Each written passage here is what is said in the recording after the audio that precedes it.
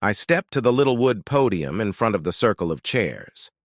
I'd always hated public speaking from my early days in speech class while in junior high. My knees were shaking, and I was afraid my voice would break. Looking at the 12.5 men seated, I took a deep breath to settle myself and began. "Hello, my name is Gary," I said as an introduction. With a slight pause to take a breath, I continued, "And I am a cold." I waited at least 20 seconds while I watched my audience for their reaction. Most seemed startled at my statement, their expressions ranging from incredulity to just blank stares, but not a single man smirked at my initial self-deprecating admission. Well, not really. To have that brand on me angers me off to no end. This is my second meeting, and I have listened to a half dozen of you tell your stories, so I decided to share mine. Unlike most of you, I am still married. My lawyer advised me to get counseling for anger control while we worked up my divorce case, and I got my duckies in a row. So far, it seems to be helping. At least I haven't killed anybody yet. This was met by smiles and soft laughter. Before all this started, I did not think I was a gullible man. I had no idea I was unobservant. I honestly thought I was a loving husband, and hopefully soon a proud father. I never considered myself a victim, nor did I ever think of myself as a loser. I was never the one on top of anything I did, but I was up there in the also-rans, or those who came close. In high school, I was in the top third of my class academically. The same goes for college. I graduated with a solid 3.4 GPA, more than enough to get into graduate school where, once again, I did fairly well while I worked as an accountant. Upon graduation, and with a little more experience under my belt, I got a good job as a CPA and thought I was on a solid track to success. Then I had the rug pulled out from under me. Academic and then financial success is one thing, but to have the one thing that defines your core ripped away is the worst a man can face. For your wife to tell you that you are not good enough for her, well, maybe not directly and verbally, but rather in deed, is devastating. I began to hyperventilate. I grabbed that little podium and held on like it was a life raft in a choppy sea. "Sorry, I got a little off target there," I said as I regrouped. Two men in the front row gave me a thumbs up and a nod to tell me they understood and for me to keep going. "Let me backtrack," I said. "I'm not going to start telling you how beautiful my wife is, how big her breasts are, and all that. I'm not going to describe our intimate life and claim it was super hot, and we had daily. I will say we were active in bed and seemed to have a great life outside of the bedroom as well.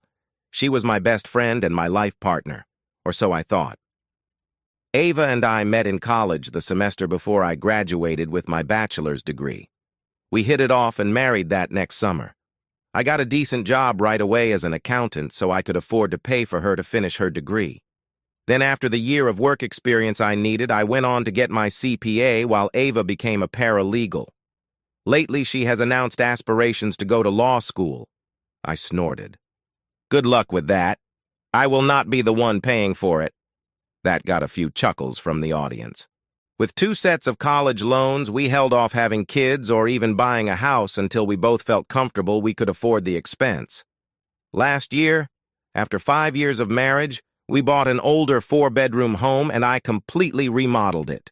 I gutted the interior to the studs and even changed up the floor plan to suit us. I turned it into just what Ava and I envisioned as our future home. My older brother is a contractor who specializes in remodeling older homes and turning them into the dream his clients envision. I worked for him every summer while in school, so I felt I had the abilities needed to gut a house and rebuild it to make it the best it could be.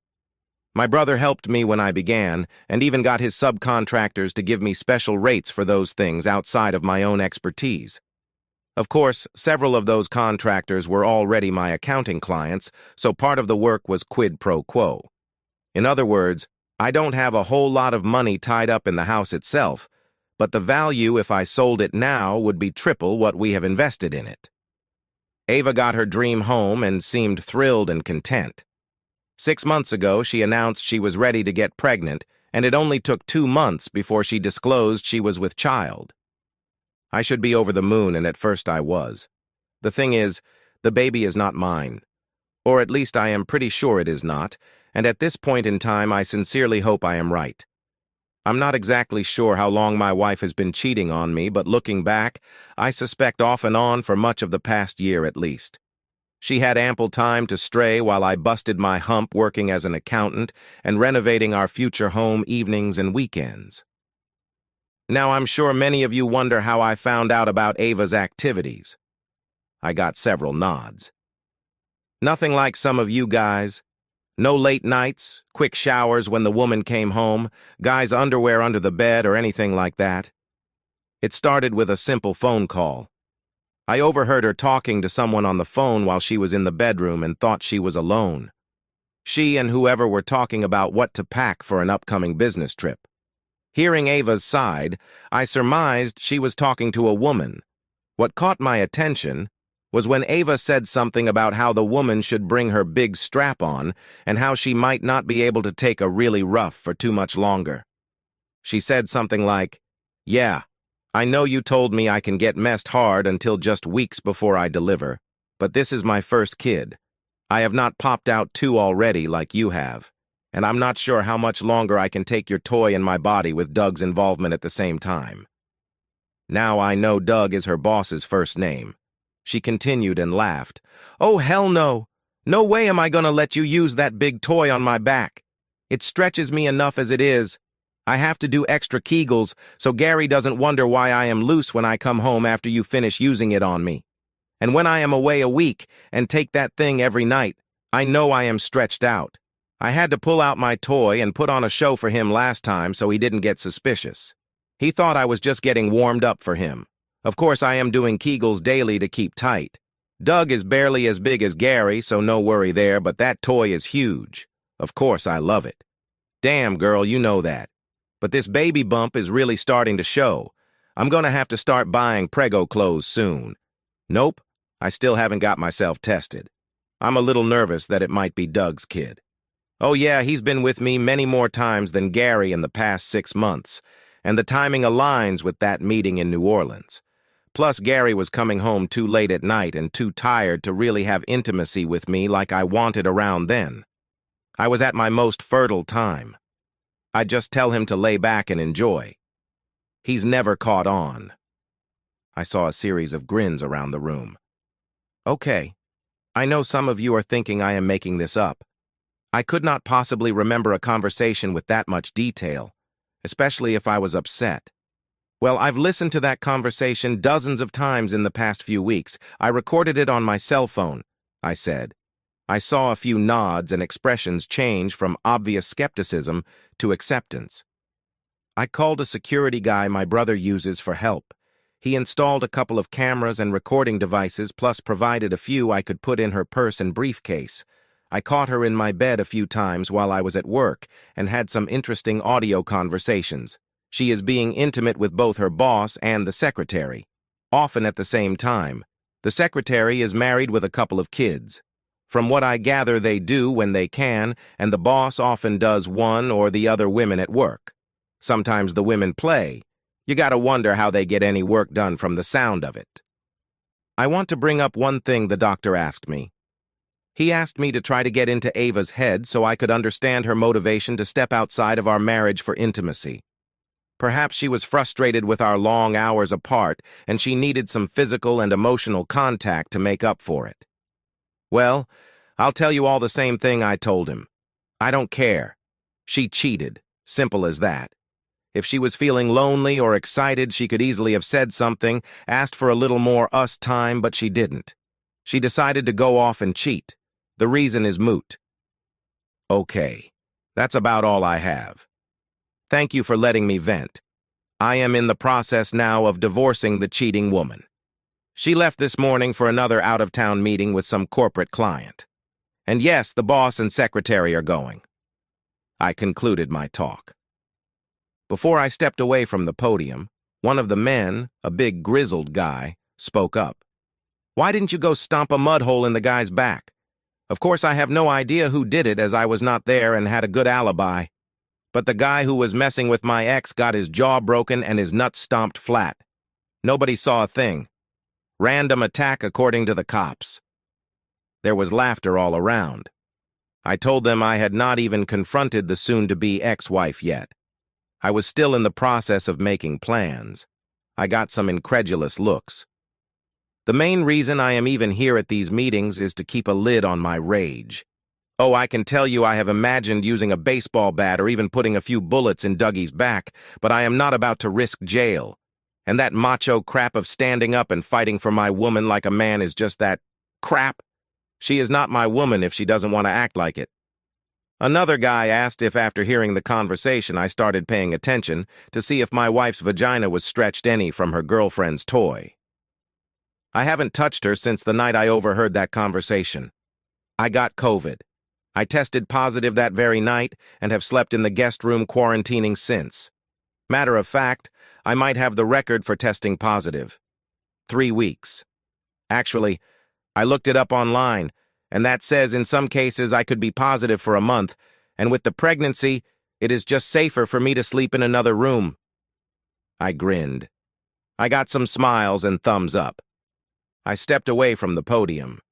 The group moderator, the therapist, stepped forward and thanked me for being honest and sharing.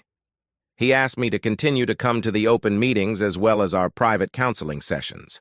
I told him I would consider it. I might need to blow off more steam later, but for now, the lion was kept in its cage. I had only gone to him at my attorney's insistence. My lawyer said I was on the edge of losing it and needed a relief valve. Just making plans to divorce Ava was not enough to temper my anger. Unlike at an Alcoholics Anonymous meeting, these meetings ended with everybody having a drink. We all adjourned to the bar down the block. "So you haven't even told the wife you know she is cheating?" one guy asked incredulously. I shook my head. Damn, I blew up, slapped my wife down, and then chased the jerk out the door. Of coup, as she told me she was going out on a date with the guy when he walked in the door to pick her up. He was standing there grinning when she told me she was going out and probably would not be back until the next morning. If he wasn't so damn fast, I might have killed him. I was kicking in his car door trying to get to him when the cops arrived. That is why I am in these meetings, mandated by the court for anger management. "How about these other guys?" I asked. "Are they in the same boat?" The reason I ask is some seem to be getting off on hearing my story. I wonder if any are here for the prospects. The guy gave me a blank look and said, "Prospects?" "Yeah, you know, like the old joke. A teenager goes to confession and admits he had intimacy with a girl at school. The priest asks if it is Mary or something. The kids say no. The priest asks if it was Susie something. Again, no. The priest asks about a third girl, Joanne something. Again, no. So the priest tells the kid to say 10 Hail Marys. The kid steps outside and his friend who has been waiting asks him what the priest said. The first says, "He told me to say 10 Hail Marys and gave me 3 good prospects." The other guys at the table laughed. "You seem like a stand-up guy," one guy said. "If later you want somebody to do a little back-kicking while you are in church in front of a bunch of witnesses, let me know," I asked him, how he knew I was not a cop setting him up. "Because I work for your brother on occasion as a sheetrock subcontractor. I remember seeing you on the job a while back. You probably don't recognize me because I used to have a big beard and longer hair. Too noticeable if you know what I mean." I made a mental note to ask my brother for the guy's story sometime. I told him I was still just getting everything together like my lawyer advised. Then I'd have the cheating woman served and go from there. I limited myself to 2 beers. I was surprised at how much better I felt as I drove home. Maybe there really was something to that letting people, even total strangers, know your troubles crap. Confession or letting your demons out may be good for the soul, but I had work to get done. I was on a mission. Like I had told the guys at the meeting, my soon-to-be ex-wife had left for the week with her boss and the secretary, June. They planned to be gone the whole week to meet with some corporate clients. I suspected the work would be finished in 2 days. I knew it was a farce and knew what they intended long before I was told they might stay to visit the jazz festival on the company dime the next weekend. Ava was going to get comp time, so she'd have a few days off the following week if I could get away from my ledgers to spend some us time. More nonsense, I knew. She was just trying to keep me sexually sated and oblivious. 2 weeks later, I walked into the meeting room a little late. The others had taken their seats while the therapist was trying to get the meeting going by talking about how releasing your inner demons verbally was better than lashing out physically and risking criminal or civil consequences. I was not trying to make an entrance, but the room broke into cheers as soon as I stepped inside. "Glad to have you back, Gary. I know these guys want to hear the rest of the story from the man himself," my therapist announced. "Okay," I said, grinning, expressing a happiness I did not feel inside. I was, however, content for the moment. I stepped up to the podium.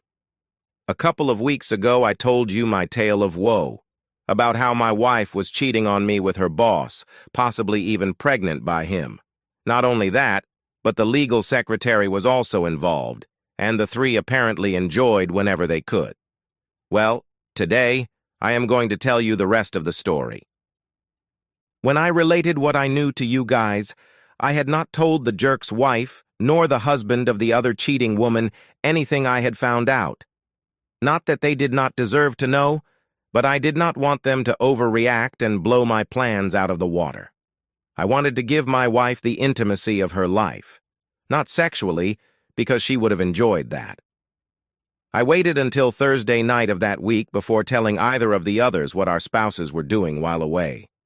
I apologized for my delay and explained why, then told them I was going to have Ava served at the airport upon their arrival back Sunday afternoon. I suggested they contact attorneys and gave them my lawyer's name. I asked them to not call or text their spouses and reveal they had been caught. After the initial shock wore off a bit, we started to talk. I found out, like in my case, that each of the cheaters called home every night to say how much they missed us and wished they were home. We all knew we were being fed a load of nonsense. At my urging, Janice, Doug's wife decided to take her kids to visit her sister and brother-in-law up in Alexandria. She was going to confide in them and have them come back and be with her when she confronted her husband upon his return. Apparently, this was not the first time he cheated. She has 2 teenage kids she had to contend with as well. Bill, the secretary's husband, could not get out of work for the weekend. He runs the maintenance department for the Ford dealership here in town. He did promise to not call his wife June. He said he wanted to choke her to death without witnesses. I told him about this group and how it helped me to subdue those same impulses. I got a bit of laughter. Anyway, I told both what I did with my finances and explained why. Removing half of our savings and checking account balances, etc. In my case, that was not much, but they each admitted to having a fair amount in their accounts. I told them I was not going to cancel my credit cards until the last minute, but would pay the bill out of the joint account to make sure my wife paid her half. I left them to stew on what they needed to do and went home. I'm sure you guys heard what I did at home, and it is all true. I got cheers and applause. I took a half bow. Yes, I spent the week dismantling my home. By dismantle, I mean I took it apart, but did not damage a single item. Some of you might remember from my earlier explanation, but I did most of the work renovating my house myself with a little of my brother's help. What I did was take back that work. I reversed it. I had to leave the sheetrock up with the texture and paint, but that, the carpet, and the air conditioning system was about all I left untouched. I disconnected every appliance and moved it away from the wall. The stove, dishwasher, and refrigerator were all unplugged, and even the connecting wiring harnesses were removed. Every bit of hardware was carefully bagged and attached to the appliance. I even took out the garbage disposal and left it in the middle of the kitchen floor with the sink and faucets all taken apart and removed. I decided to leave the kitchen cabinets. I could have taken them down and did take a few that the 2 of us could lift easily after loosening the retaining bolts. But that was just to show the soon-to-be ex her pretty kitchen was no more. I also left kitchen counters alone, as I had used a one-piece system that I could not take away from the wall without damage. That was not the case in the bathrooms. I drained and removed the toilets, took the vanities apart, again even took off the faucet handles. We even cleaned the edges of the vanities and sinks to remove plaster and caulk. When we were finished, it looked like a pile of used bathroom fixtures. Only a few bare pipes and cut-off valves poked out of the walls. The tub and shower stall was untouched, for the same reason I left the kitchen counters. Next, I took the bed and dresser apart as much as I could. The bed was easy, the mattress, box springs, and all came apart easily and were stacked in the hallway. All I could do with the dresser was to empty it. All my wife's clothes were put into our bedroom closet, which of course no longer had the pretty louvered doors. Our furniture looked nice and actually was very expensive, but like a lot of furniture nowadays is screwed together. We bought most of ours unassembled. I disassembled everything that originally came that way. My wife had not lifted a finger to help put them together. The shelving units lay in pieces on the floor. The credenza that held my booze and all my wife's little knickknacks was collapsed with all the hardware carefully bagged. I wanted to make sure nothing was damaged. The last things to remove were the ceiling fans and light fixtures from each room. The only thing I left was the chandelier in the dining room, but I took the light bulbs out of that. Oh yes, I removed every electrical switch and plug socket in the house. We capped the wires even though the electricity was off. I'd had to contract out for the air conditioning system to be installed, so I left that alone. I'd put in the water heater myself, but left it intact as well. Now you may be wondering what I did with all the stuff I took out of the cabinets, shelves, and off the walls. Well, I want none of that stuff as it would remind me of the cheating woman, so we spread it across the floor of the master bedroom. I mean, every dish and glass, every little figurine was placed carefully from the front of the closet to the door. You could not walk from the door to the closet without clearing a path first. Well, I take that back, as the door was not there anymore either. Nor were there any doors hanging except the exterior doors which I left in place for security. I explained before I am an accountant. Well, I kept a receipt for everything we bought to put into that house. My wife and I paid for it out of our communal assets, so I was going to give her back half of those appliances and fixtures. Just without the work or what I called sweat equity I had in the house. My wife had done virtually nothing to help except pick out the appliances and help plan the renovations. I'll want a few of the mobile appliances like a coffee pot and microwave and that sort of thing. It'll give my ex something else to argue about. I got some appreciative laughter. By the time her plane set down at the airport, everything in the house that I had assembled or installed had been taken apart. I got a call from the process server who handed her the divorce papers and sat back to wait for her to come home. June, the secretary had driven them to the airport in her van, so she dropped them off. My brother and I were waiting with a couple of the neighbors who wanted to see the rest of the show.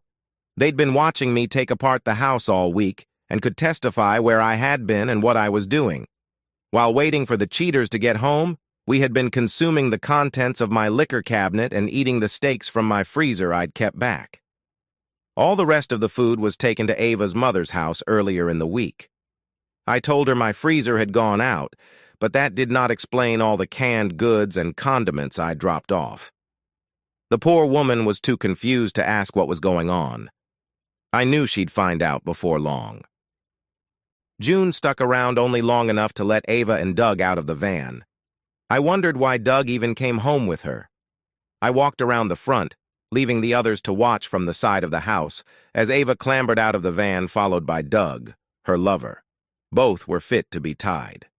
"Well," she was yelling, waving the envelope she had been given. He was angry, demanding to know what kind of lies I might have told his wife and saying he was going to bury me legally for casting aspersions on his character. I had filed for divorce on the basis of adultery and named him as one of the parties. As you all know, the courts do not really care about the reason for a divorce, but my claiming adultery put a new light on the problem. Or rather added a bit of embarrassment because it would be part of the public record. At about that same time, Doug's wife arrived with her sister. I knew Ava's time of arrival as I had been tracking her cell phone, so I'd given Janice a call they were on their way. Janice had already phoned me to tell me part of what she found when she returned home after her weekend away from home. She asked if I had been to her home that weekend. I told her truthfully that I had been working hard at my own house and barely went anywhere else except to my brother's to sleep at night. Apparently, she could not park in her garage when she got home. The whole driveway was filled with car parts. Not just any car parts, but the pieces that had been her husband's beloved '65 Ford Mustang. It was his pride and joy, and he would show it off to every visitor to his house. The car had originally been his father's and was Doug's first car. It held great sentimental value. His father had put it into storage. Years later, Doug had the car totally restored. I'd heard people laugh and comment he loved that Mustang more than his wife and kids. That might have been an exaggeration, but not by much. Of course, Doug was a little upset to see his wife drive up, and he immediately began with a lame comment that whatever she might have heard was a total lie. She did not tell him what was awaiting him at home. All of us stood outside while my wife took her suitcase inside. Then came the scream from inside the house. Ava came to the door screaming, "What the hell did you do to my house?" I knew she did not have time to really check it out. All she saw was the stuff piled in the living room. I'm surprised she did not notice the blinds and drapes were missing before she even got inside. I guess she was a little off her game from being served at the airport. Every window was uncovered since one of the first things I had done was remove the blinds, dismantle them, and fold the drapes. Hey! When I turned off the electricity, the only light we had was from outside during the day or the lights from the generator we used. I stepped inside, followed by my brother and the rest of the entourage. I calmly informed my soon-to-be ex what I had done. I was preparing the house to split our assets 50-50. She demanded to know where her stuff was. I waved my hand around the floor and then told her if she was referring to her clothes and personal items, they were all safe and sound in the bedroom closet. When she went to look, she was not happy. I had never heard her issue such a shrill scream in all the years we had known each other. Somebody had called the police, and they showed up to listen to my wife scream and yell about how I demolished her home. I carefully explained what was going on to the first cop on the scene. He immediately called for his supervisor. I do not know exactly what he said, but within a minute at least, 3 more units showed up.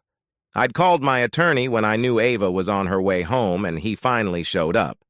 He apologized, saying he thought he better change clothes before he arrived. Ava began to rant about where she would go for the night and demanded I be arrested. My lawyer nixed that last idea, telling the police I had done nothing illegal. No crime had been committed, and this was a matter for civil court. Doug demanded his wife take him home, but Janice refused, and then she frowned at him and asked why he never looked at his phone. She had texted him a few hours before. He still did not look, thinking whatever she sent him had to do with his alleged cheating. Now this is conjecture on my part. What he told his wife was he was busy after Ava was served at the airport, and he would clear up any misconceptions about the business trips. At this point, I was trying to monitor 3 or 4 conversations at once.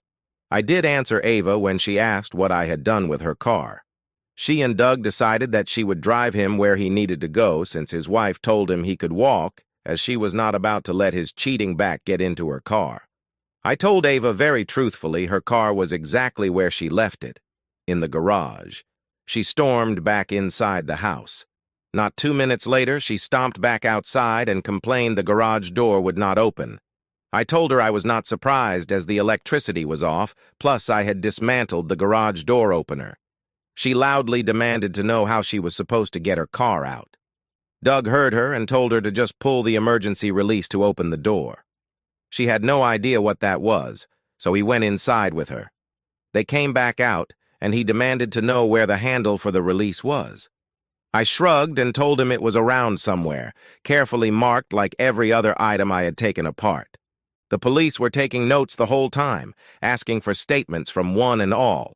Then Janice dropped her bombshell that she had not called the police yet, but she had an issue at her home. She showed her cell phone to the police lieutenant who seemed to be in charge. I watched his face change to total incredulity. He looked at me. I told him Janice had shown me the photos, but I had been here at my own home all weekend and had multiple witnesses. Unable to get her car out, and with Janice refusing to take Doug home, they called June back. She arrived disheveled, having been crying. Her husband had met her outside their house with all her clothes stuffed into plastic garbage bags. He'd helped her load the bags into her van and told her to leave and not return until she saw her lawyer.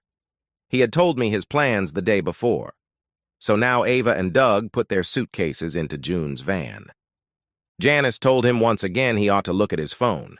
He finally did, and then let out with a scream that almost matched those of Ava's. He yelled for June to get him home, fast. I'd given Janice a suggestion when she first called me to tell me what she found, and she had already acted on it. Her brother-in-law had stayed at her home. The cops were finished with what they could do at my house. We'd all given our statements, so my brother and I followed the rest to Doug's home. A television news van was already parked in front of his house. The reporter was interviewing Brett, the brother-in-law, about what the family found when they brought Janice home from her weekend away. Later, I found out the cameraman had already taken a full video of the area. The story Brett told was that they could not pull all the way around the house to park in the garage, as the garage doors and most of the drive were blocked with car parts. The garage was around the end of the house, and the area was totally obscured from street view. Nobody stopped me from following them up to the house. The scene was great. Most of you men have put together model cars when you were kids, I am sure. Well, what I saw looked just like what you see when you open a model box, with the exception of the plastic bars holding the little parts. In the center of the drive was a car chassis. To each side laid the doors. Behind the car on the drive was the trunk, and in front, the car hood. I was a little surprised the fenders had not been removed as well, nor had the windshield. Virtually every other piece was, though. The engine sat in front of the chassis. The radiator, fan, water pump, starter, generator, carburetor, and all the major parts had been removed. All the belts and hoses are placed neatly in rows to one side. The transmission and the whole drivetrain were sitting behind the car. The wheels were removed along with the brake assemblies. Even the seats were removed and sitting off to one side. I'm telling you, it was impressive. I'd never seen a car totally or almost totally taken apart. Everything was laid out very neatly. Not that any of that mattered. Doug lost it. He began to wail and even started crying. He dropped to his knees and screamed that Sally was destroyed. I asked Janice who was Sally. The television reporter was standing close by while the cops walked around the car looking over the scene. I can tell you I fell over laughing when Janice explained Doug named his car Sally. Mustang Sally, like the song. I know you all heard about that part. Once the news reporter broadcasted her report, the story was picked up by the network and then made the full rounds on social media. They played the song Mustang Sally as the backdrop. None of us spouses were hiding. We all made sure the 3 cheaters were named. Doug accused each of us for the damage to his car, but we all had ironclad alibis. June's husband, Bill, worked all day Saturday at the dealership and was with their kids that night and all day Sunday. He had the expertise to dismantle the car and possibly the resources, but the investigators could not link him to anybody who might have been responsible. Apart from Doug's, not a single fingerprint could be found on any part. The police had even checked the lug nuts that had been carefully piled together. Janice was with her sister and brother-in-law for the weekend, and even her kids testified to that. She loudly proclaimed she had not even thought of doing anything to the car, but if she had, it would have been with a hammer. And she was still considering using a hammer on the parts and finishing the job. Even the cops were laughing, hearing that. Of course, because of the careful way the car had been dismantled and the parts not damaged, I was the #1 suspect, but I also had an alibi. First of all, I am not a mechanic. I know home repair and renovation, not how a vehicle might be put together. I did not have much more than a couple of screwdrivers and a few wrenches anyway. Plus, I was busy taking apart my home under the amused and watchful eyes of my neighbors. The whole event at Doug's house was a circus. Ava was there because she had no other transportation other than June, who had been kicked out of her home by her husband. My father-in-law soon showed up after receiving a call from Ava. He stood wide-eyed watching the extravaganza unfold. The reporter called me for a follow-up the next day. She'd heard what I'd done to my home and wanted to add that as an angle to her story. I gave her one of the 20 or so flash drives I had made of how I systematically dismantled my home. She condensed 5 hours of video into a 2-minute television segment. Those flash drives proved to save my butt so far. I gave them out like candy at Halloween. Of course, since I only had 20 drives, I'd also included the evidence of the 3 culprits cheating. Doug had got a restraining order for me to not publish a thing about his infidelities. But by the time the order was issued, almost all of those drives had been distributed. I had no control when some of the evidence, which included them discussing their affair and even video of a few of their encounters, made the rounds on the internet. Even my father-in-law got a flash drive when he asked me if I might be overreacting to perceived events. Doug was totally embarrassed to be seen switching places with his 2 female partners. Him taking up the back by June's toy while he had his face planted in Ava's crotch was the most humiliating and was cut out of the television segments but did show up online. That the 3 were videoed in flagrante delicto was mentioned often, even on television. Now, as of today, my status is still up in the air. I intend to push for the divorce to be finalized as soon as possible, but Ava wants to stay married for the sake of the baby. The paternity test which my wife initially protested showed I am not the father of her unborn child. I had to pay extra to get the test expedited, but since the child is not mine, I'll get some of my money back from the communal assets. Ava wanted the opportunity to discuss the matter privately and wait until the baby was born to test, but I had made it so public that she had no option but to submit to the test despite her attorney's advice. I have no idea what she plans to do or if Doug will step forward. He might not even be the father for all I know. That is not my concern. My wife got an attorney who claimed I destroyed my home. Mine, of course, claimed I merely took back my work and none of the components were damaged and everything is ready for resale. From the last I heard, the investigation into who dismantled Doug's Mustang has come up empty. The working theory is it has to be a team of experienced mechanics, somebody with the expertise to remove the major components and not leave a total mess. Oil, transmission fluid, coolant, and even brake fluid were drained, and none of the parts were damaged when taken apart. Even Bill, June's husband, admitted to the investigators what it would take to take the car apart like that. Components that might be compromised, like the manifold covers and valve assemblies, were left alone. Bill told me privately he would like to hire the men as they were fast and obviously knew their stuff. He told me as much as he loved it, he had nothing to do with taking the Mustang apart and asked if I had. I honestly told him I had not. Doug paid through the nose to get the parts picked up and stored. Janice told him he had 2 days to remove the junk, as she called it, from her drive so she'd have access to her garage.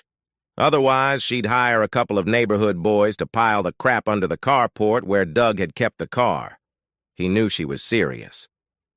Before any of you think I came out on top of any of this, I was not unscathed. The very next day after Ava's return home, I was immediately fired from my job. I knew my boss was a good friend of Doug. Doug sent him clients, and in turn, he recommended Doug when the need arose. My boss had even been the one to originally suggest Ava go to work for Doug. When I was told I was fired, I leaned over my boss's desk and asked him point blank if he had been party to any of the intimacy play, and more specifically, asked if he had been with my wife. He denied everything, but that did not keep me from having a little talk with his wife to make the suggestion I suspected he might have. My ex-boss's claim I was poaching clients was dismissed when I demonstrated I'd brought many of them to the firm in the first place. A few others made the statement they did not trust the man after he fired me. I've agreed to handle all the accounts who followed me pro bono for 2 months while I work for my brother for minimum wage. Ava's attorney claims I am deliberately avoiding having a substantial income. I claimed I was simply helping friends while I determined my future career. I opened my fledgling part-time pro bono accounting firm in an unused office in my brother's building. If any of you need an accountant, let me know. I got a few cheers from the audience. I felt a little better about my circumstances, but I had to admit, I lost a wife, my home, and my dreams. All irretrievable. 3 weeks later. Once again, I walked into the anger management support group. I stepped to the podium. I see many of the same faces here. I guess you are here for the same reason I am. It is hard to get control of your emotions. Well, let me rephrase. That it is hard to keep them under control all the time. As Mai and I am sure your therapists say, there is a fine line between depression and anger. I talk to both therapists now. To be honest, it was not my choice. I know some of you had to come here because the court mandated it. I am here because my sister-in-law demanded it. We were all sitting at the dinner table, and my 8-year-old nephew asked loudly, "Uncle Gary, are you angry all the time because Aunt Ava was so unpleasant?" When asked where he heard that, my nephew pointed at me and said he heard me talking to his dad. My sister-in-law looked at me to fix the situation, so I said very carefully that it was really not polite to use that word, but yes, I was very upset with Aunt Ava. Then I hit the trifecta of keywords when he said, "Okay, I won't say that again. I like her. It's too bad she acts this way." You can imagine the glares I got from my sister-in-law. My brother was no help at all. He just stared at his plate and shook as he tried to keep from laughing. My sister-in-law told me very quickly that if I wanted to keep my boys, I better learn to watch what I said around the kids. Now my 6-year-old niece got into it and said, "Boys? I didn't know Uncle Gary had any kids. Where are they?" My sister-in-law said the boys were me, her dad, and her brother.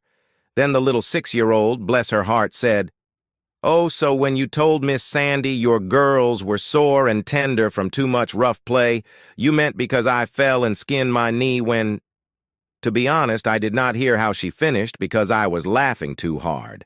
But my sister-in-law was beet red. Okay, long story short. If I want to live with my brother and his family, I continue my therapy, including these group sessions, I announced. I cannot afford to live on my own. Right now, I have no income. I wanted to decrease what I made for the divorce, but people do not realize how difficult it is to even find an apartment without verifiable income. My sister-in-law is a lovely woman and generous to a fault. She just does not want her kids influenced negatively by my misfortunes. More keywords to go along with those others I mentioned. So where are we, apart from my getting my sister-in-law upset about what her kids were picking up while listening to my conversations? Over the last 3 weeks, I have done the minimum as regards making an income. I had only made marginally more than Ava had before I was fired. I personally felt she was paid so much because she was providing her boss with extra services. Of course, my lawyer told me to keep my mouth shut about that, as our minuscule difference in income means I wouldn't pay alimony. He told me not to mess that up. Janice kicked Doug out and filed for divorce. His beloved car, Sally, is somewhere in storage. Their divorce, as you might imagine, is already messy. She told me in no uncertain terms she was looking for any way to flay the bastard's meat off his bones. I know she meant that metaphorically, but I hope I am never called to testify if something physical happens to the man. Doug is having some major troubles at work. Most of his work is with the corporate clients. Somebody has put the bug out that possibly some of his negotiations may have been sweetened by sexual favors from Ava and June. All three adamantly deny that, of course, but apparently some clients are taking the possibility seriously and are taking business elsewhere. The firm in general has had some problems with other areas as well. They have been handling sexual discrimination and harassment cases. Some of those clients have changed attorneys and filed grievances to the bar, saying the firm cannot handle their own internal affairs when it comes to intimacy in the workplace. I understand Doug's continued presence is more of a liability than an asset, and he is close to being asked to leave. His situation at work has been made worse by the number of people driving past his office playing Mustang Sally by Wilson Pickett at full volume. Couldn't happen to a nicer guy? I hate it for him. Not. While I like the idea he may be out on his ear, Ava's income may take a nosedive. Her income is very high compared to the average salary for paralegals, especially with her short time in the field. Again, there have been aspersions that part of her pay is for her sexual services. The same has been said about the secretary, June. Of the three cheaters, June is the only one who might keep her marriage intact. She is trying her best to reconcile. She told her husband she loved screwing others with her toy. She just liked the power she felt. She claimed she never allowed Doug to have intimacy with her. She also claimed Ava was submissive and would go down on her upon command, and June loved to exercise that power as well. She admitted that while mostly it was one-sided, she did enjoy a little private girl-on-girl action on occasion. She is playing the child custody card as hard as she can. Bill told me he is considering keeping their marriage intact if she'd agreed to a postnup agreement. She has convinced him the intimacy with clients rumor is false. My marriage, on the other hand, is over. I wouldn't keep her if the baby was mine. All we need to do is split the assets. The judges, and I use that term in the plural since Ava appealed the original decision, declared I was justified in taking back my own sweat equity in my former home.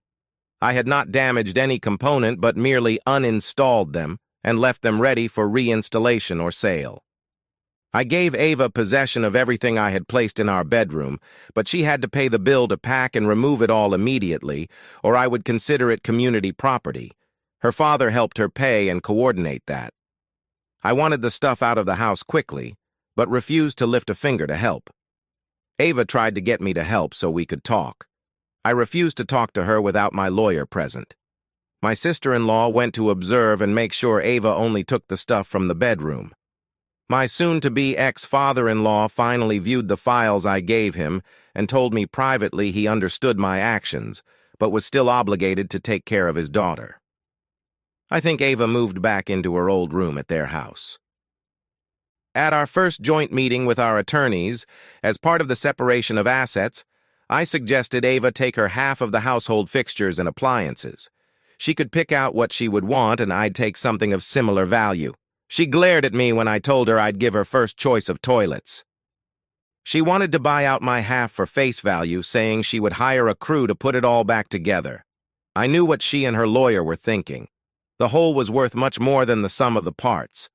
As an accountant, I also knew how much I could afford to offer her and still be below the break-even point. I kept offering more than her as a counter.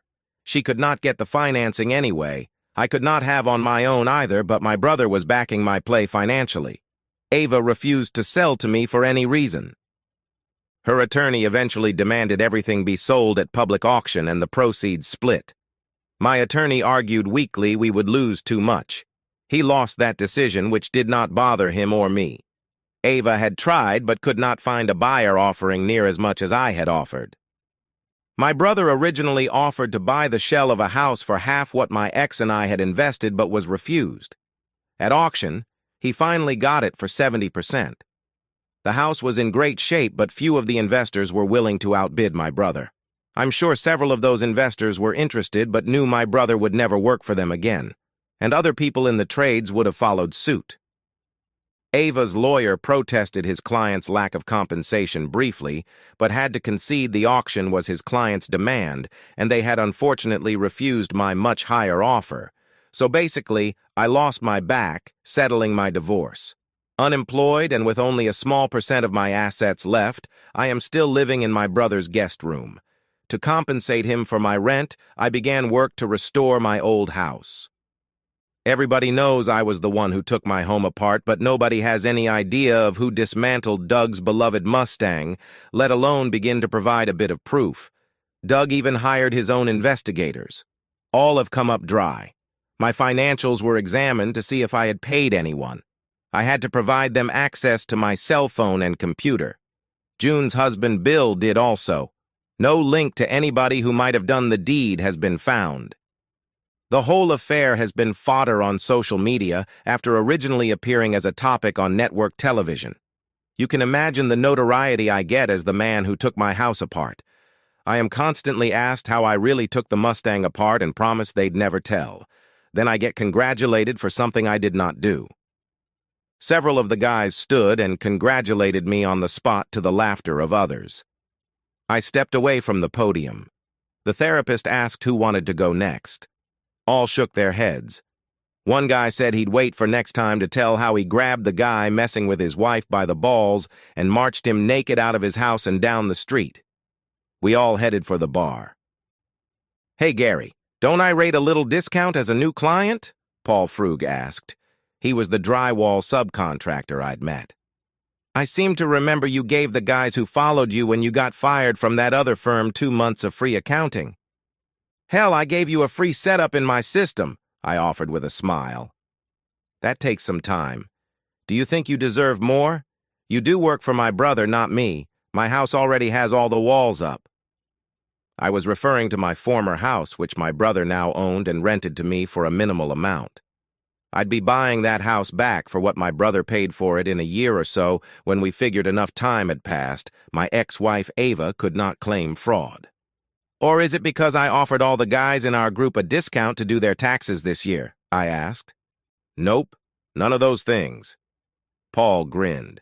"I figure I deserve it for my strength pressing on a floor jack to lift a Mustang up so the wheels and tranny could be removed. I'm not much of a mechanic, but I can stack parts around. Also for telling your brother, I knew some guys who could help out in a bad situation, and especially my cousin who is a mechanic when he told me about a Mustang he wanted dismantled." I almost could not see through tears of laughter as I marked his account paid in full for the next year. And so, we've reached the end of today's story. Was it what you expected, or did it take a twist you didn't see coming? I'm curious to hear your thoughts. Share them in the comments below, and let's get a conversation going. If this story kept you hooked, make sure to hit that like button. And if you're new here or just haven't subscribed yet, now's the perfect time to join our community. I bring you fresh, captivating stories every day, so click that subscribe button and turn on notifications so you never miss out. Thanks for watching, and I'll see you in the next one.